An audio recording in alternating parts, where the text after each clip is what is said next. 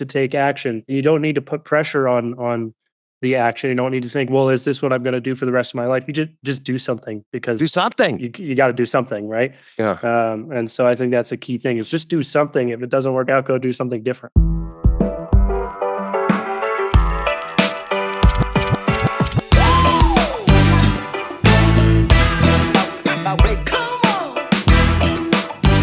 This episode is about moving past vague intentions and into real intentional action. You'll hear why most people don't fall short because they lack talent, but because they underestimate what's possible. You'll hear how understanding what's average becomes the starting point for setting extraordinary goals.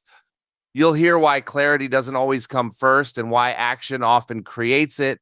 And you'll hear how daily disciplines, belief, and simple, repeatable actions compound into outcomes most people never think they can reach.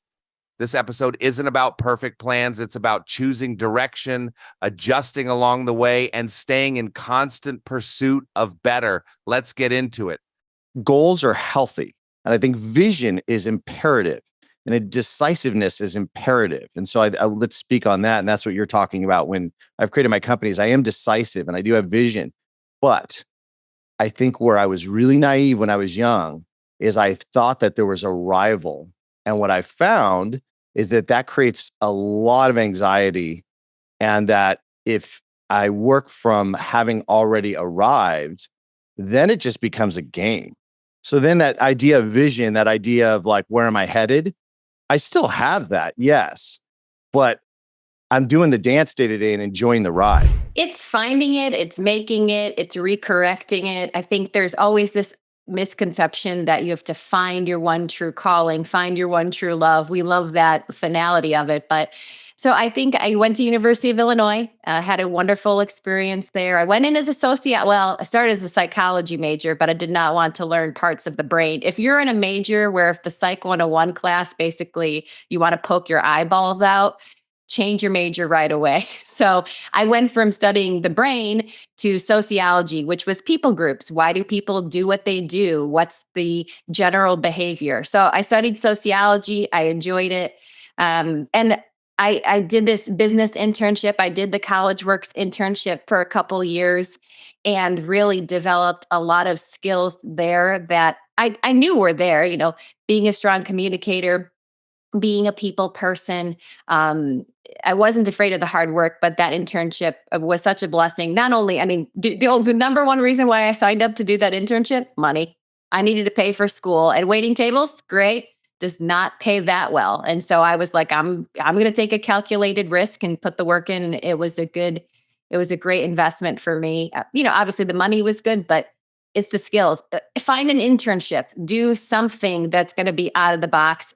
If you can't and you're doing the other type of jobs, maybe there's something during a school year, whether it's with a professor or being an assistant or in a lab or something that just gives you more exposure, extracurricular activities, those things, like just find the passion points, right? So I did the internship. That was good. I graduated college at 21. Honestly, if you're a sociology undergrad or you're a liberal arts undergrad, not much you can do with just a bachelor's. You need to go and do graduate work. But at 21, I'm sitting here going, I don't have the money to pay for grad school. Social workers don't get paid that much realistically. So I'm not going to take out an $80,000 loan to go do a graduate program. And honestly, at 21, Matt, what do I know to be a good qualified people helper? I still felt really ill-equipped. At 21, it's like, so I just said, you know what, I'll probably be a people helper. I'll do my formal master's at some point, but I'm going to press pause.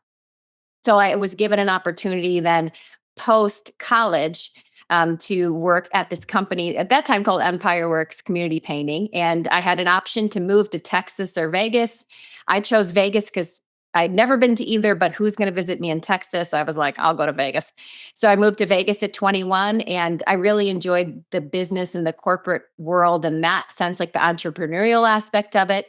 And so, that's kind of like the college piece. It just transformed, if you will, from I want to do this particular job, But then it's like I just zoomed out and said, what parts of the job really, what drew me to the job? It's not necessarily the job itself. There was aspects to it. Yeah, and if I could add a step 5, I think one of the step 5 there is to take action. You don't need to put pressure on the action. You don't need to think, well, is this what I'm going to do for the rest of my life? You just do something, because Do something. you got to do something, right? Yeah. And so I think that's a key thing, is just do something. If it doesn't work out, go do something different. If you look at what you say you're going to do, a lot of times that is what ends up being the biggest limiting factor of one's accomplishments, right? Is what they think is possible, what they think is achievable. So for me, whenever I'm in an environment or I'm in a situation, the first thing I really try to understand is, what is average within this environment or within this situation that I'm in, and what is everyone doing, can be replicated or that everyone is doing, and once you have a good understanding of what average is within that environment, whether you're a high school student, whether you're, in college, or whether you're in the workforce and in technology or in whatever sort of industry, once you have that understanding of what's average, then from there you can start setting goals that are, above average or even, some pretty aggressive goals. That's what I think differentiates, people from kind of just doing repetitive tasks and kind of falling, in that herd mentality, from those who really strive, is that initial understanding of, hey, what is considered average in this role that I'm in, and once you have that, then you can put in the work and put in the effort and put in those goals, that'll lead to you becoming extraordinary, or you becoming excellent. I'm on 90-day challenge all year, basically. I just ask myself which 3 actions I want to do or can do every day that will get me closer to my goal. So as I already mentioned, I just said, okay, I need to get in front of the potential customers. To me, the best way was personalized videos. Okay, Vash, you have university. How much time can you dedicate to it? Around 2 hours. Okay, we'll do 10 a day. Then, okay, imagine you book a call. How are you going to close the deal? You've never sold anything before. You need to master it, but you need to be really good at it. Okay, let me commit 2 hours a day to sales. And lastly, I asked myself, okay, Vash, you have the goal of $10,000 a month. You've never earned that sort of money. You've never even seen that sort of money, which means you don't believe you can do it.